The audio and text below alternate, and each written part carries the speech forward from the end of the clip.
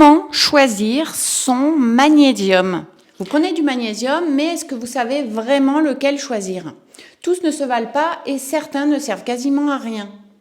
Le magnésium, c'est un minéral essentiel pour le stress, le sommeil, les crampes, la fatigue, le transit et même la tension nerveuse. Mais tout dépend de sa forme chimique. Et c'est là que la majorité des gens se trompent.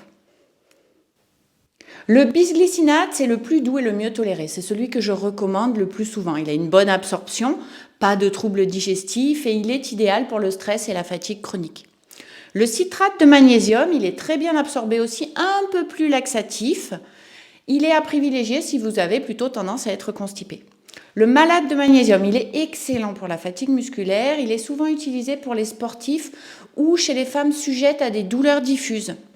Le taurate, il est intéressant pour le système cardiovasculaire et le stress, mais il est plus cher et plus difficile à trouver dans les compléments alimentaires.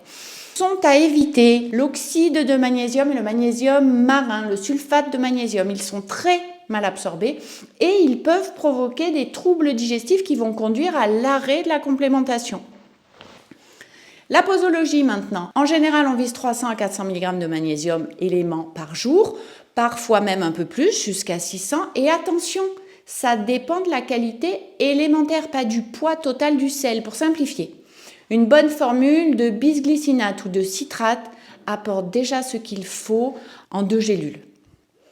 L'heure de prise maintenant. Prenez le magnésium plutôt le soir, soit vers 16h, soit après le dîner. C'est le moment où il est le mieux assimilé, où son effet relaxant va favoriser le sommeil. Si vous êtes très stressé, sujette aux palpitations, vous pouvez aussi fractionner.